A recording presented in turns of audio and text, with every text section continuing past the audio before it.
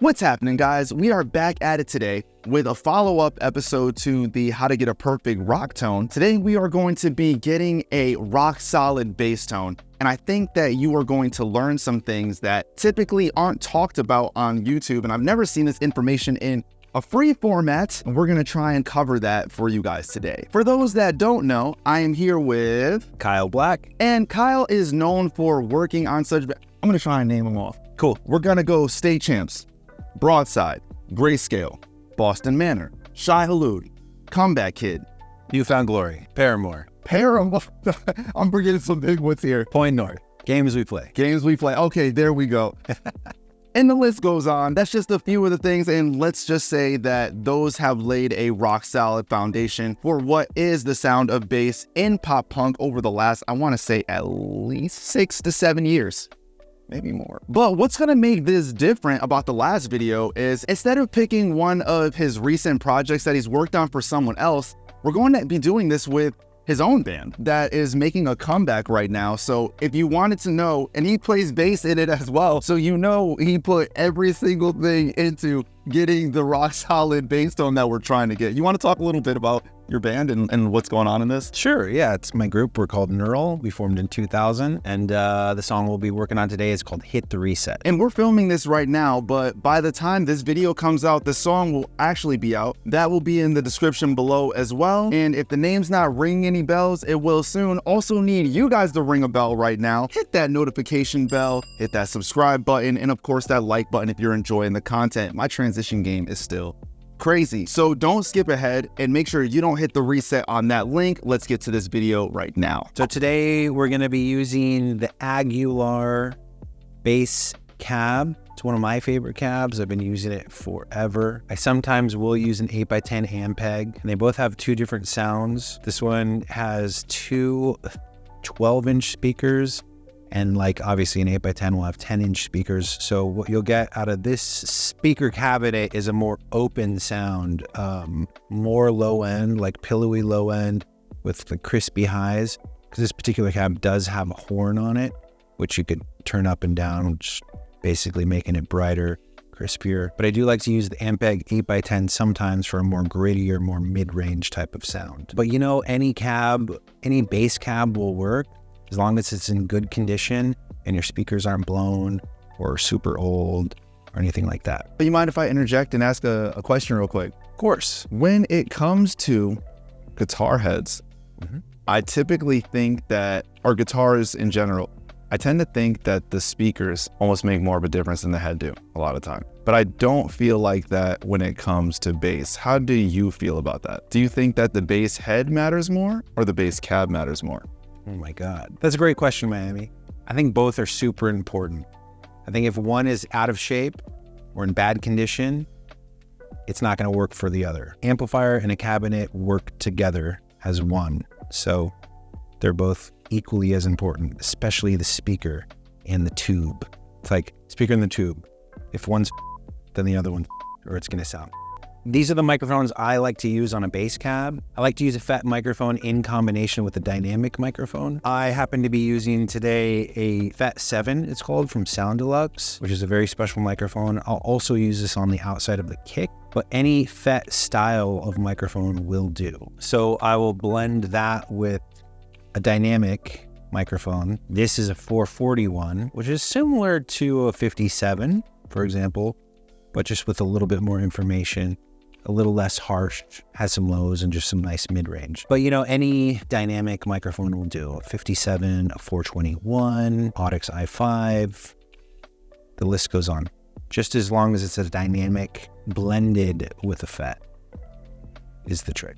I like to pair these microphones with a Neve style preamp because in those type of preamps, they're bluey and round and warm.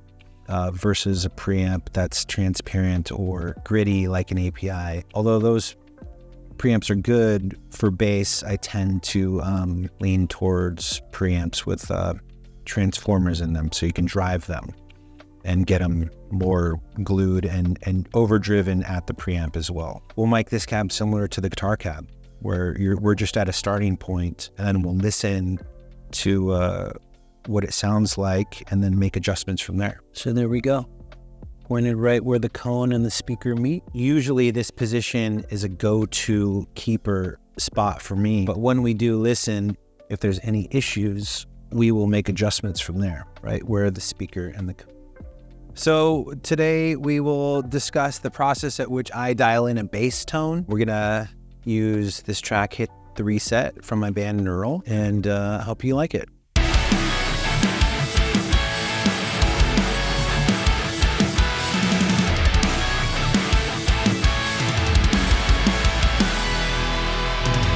All right, so that's that. So we're using a 1976 P bass. It's a bass I've owned since I was in high school. I like to use fresh D'Addario strings.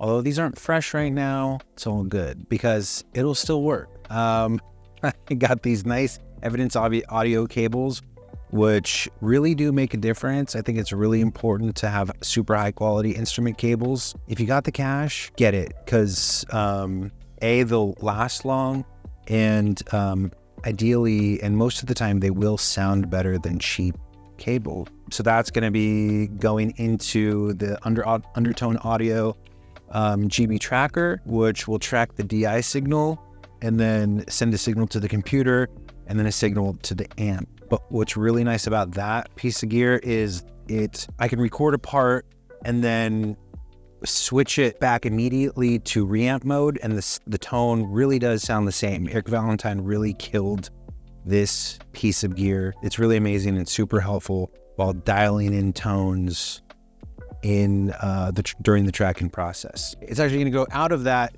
into these pedals, which I like to use this dark glass distortion pedal. Any sort of distortion that you like will do. Pick what kind of distortion you like and roll with it. You could try a bunch of different pedals and discover which distortion pedal works best for you. Then I like to send that into a boosting pedal.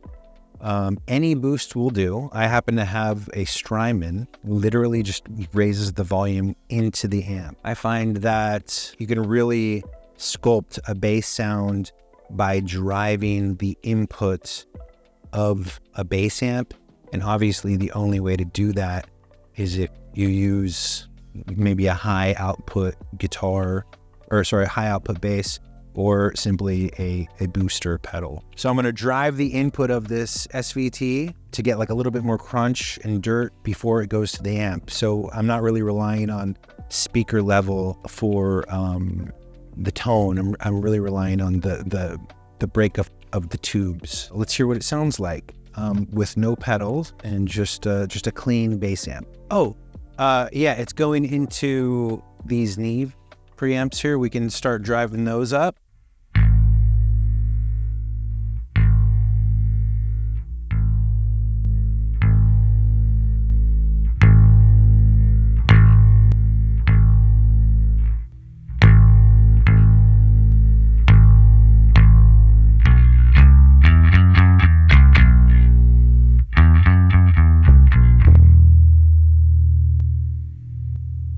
That signal is going to be going into a compressor, which is an LA2A clone.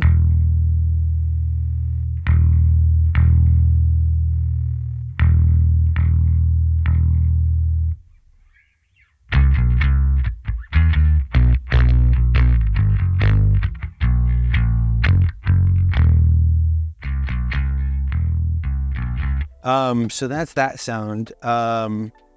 We could throw on the distortion.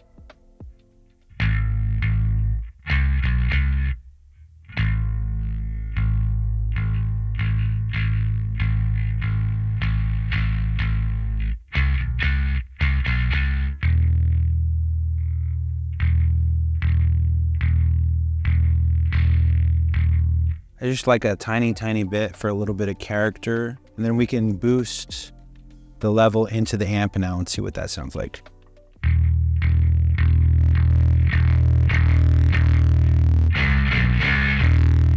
little too much. I do notice the signal is a little overdriven. I think I'm going to back off the preamp gain.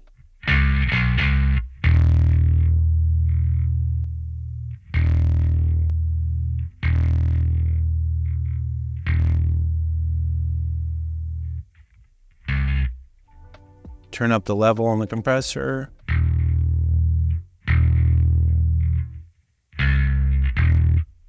Maybe a little less drive on the pedal.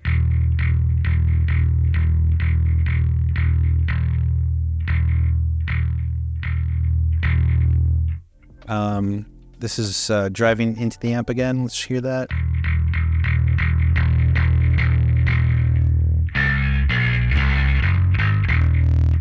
Let's dial that back.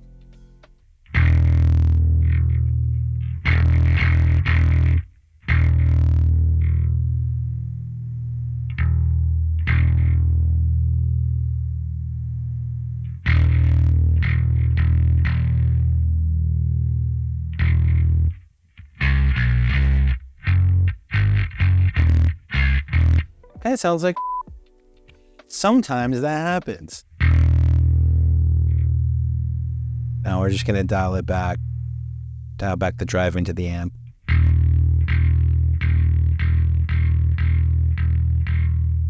You know, I'm gonna put it into reamp mode.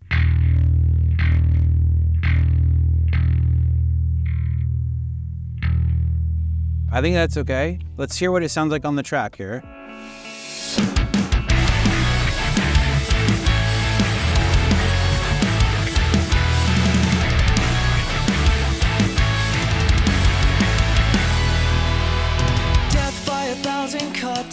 All right, let's listen back to that.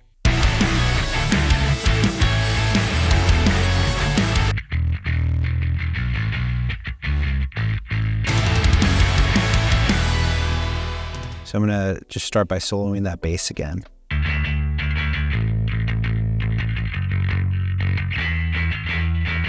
So we can listen to we'll listen to the 441 by itself.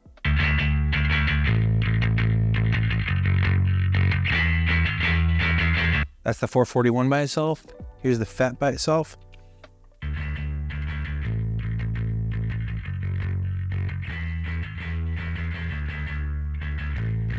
It's a little low. Let's turn it up a little bit.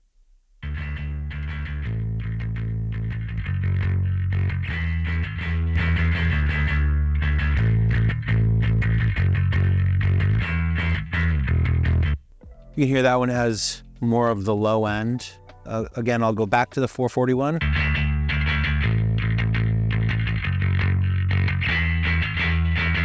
Here's the low end, or sorry, the FET with more low end.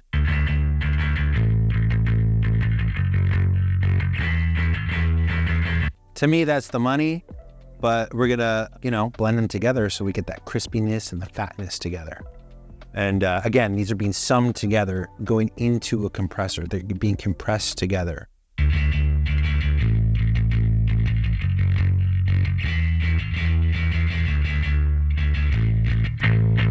I'm gonna switch the phase on that because they sound a little out of phase together.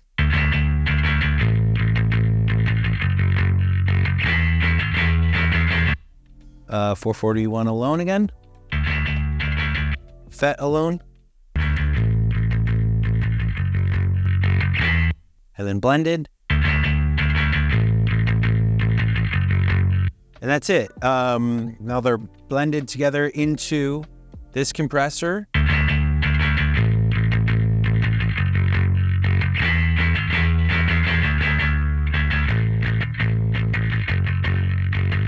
Just sort of pinning it down, the level, and we'll hear it in the mix again.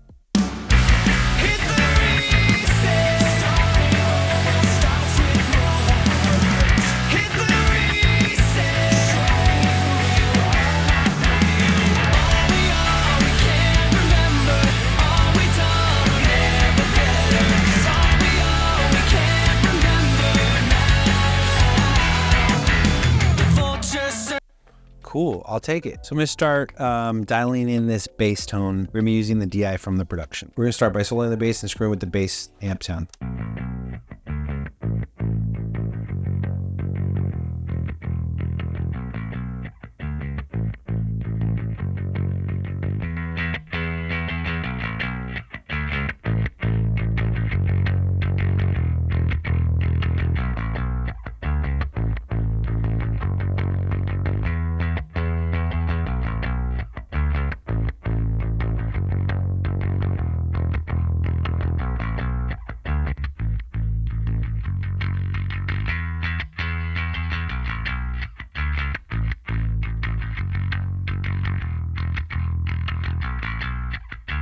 Cool. Now that we have it, like the EQ vibes kind of dialed, we'll start like mixing in some character with the drive pedal and the boost. We'll try and be really subtle with it and end up somewhere that we're really feeling and liking. We're going to start messing with the pedals.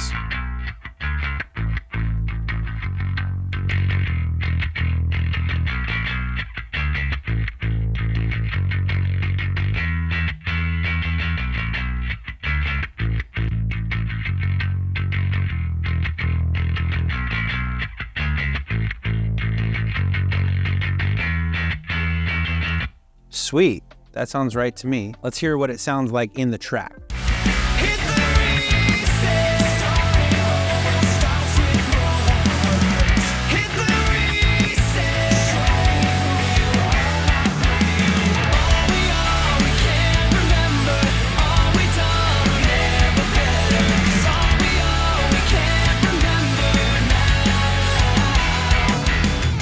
This is what we do after we record it.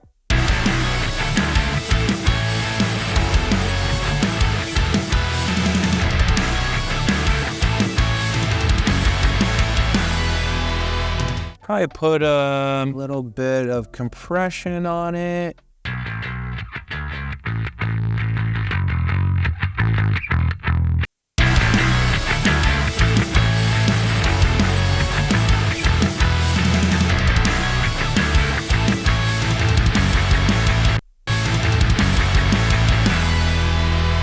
Death by 1,000 cuts. Hear the notes a little bit more even like that, and then I would throw on a simple EQ here. Let's try it on a different section.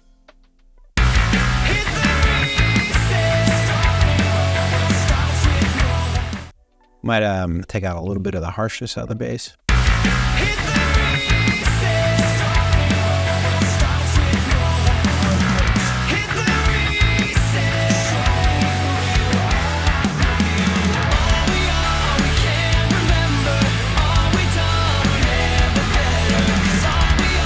And get a little top end.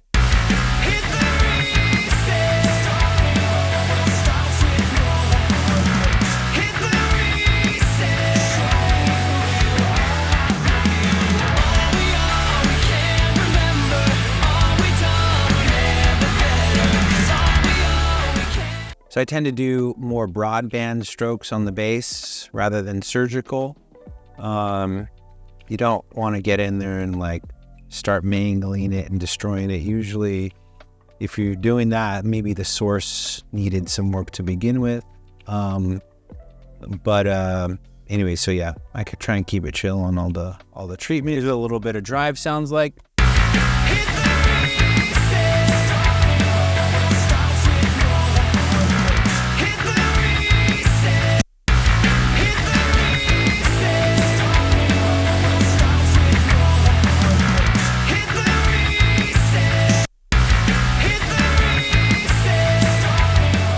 Super nice plugin from DSP. Maybe another EQ after that.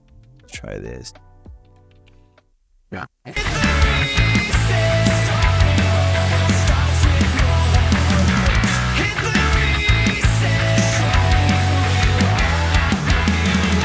Go to a different section of the song here. Took their pounds of flesh and yet we're still looking for their cuts. Settled on our hearts, now we're just bitter that we got so far to watch it crashing in.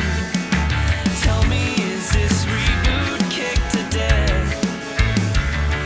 We gotta hit the reset. Hit the reset. All we are, we can't remember.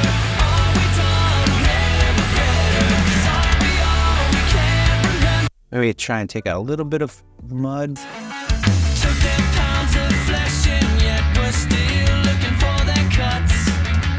Settled on our hearts, now we're just bitter that we got so far to watch it crashing in. Tell me, is this reboot kicked to death? We gotta pretty much what I would do there. You know, we want to keep things simple and straightforward and we don't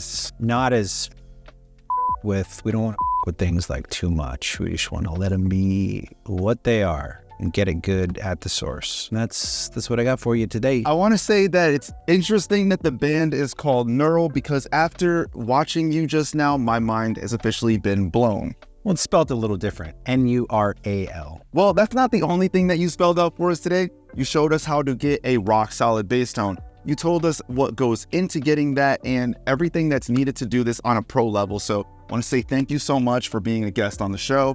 And I know that everybody's really happy to have you here, as am I. My pleasure. Thanks for having me. 100%. Hope you guys learned a ton in this video. I know that I did. Are there any other videos you would like to see me do with Kyle? Is there anything that you feel like we missed out on while making this video? If you're an engineer on the come up, give this video a thumbs up. Don't forget to subscribe. You only have to do it one time. And tap that bell for notifications so when a video drops, you know the location. Until next time, my friends, I will catch you later. Peace.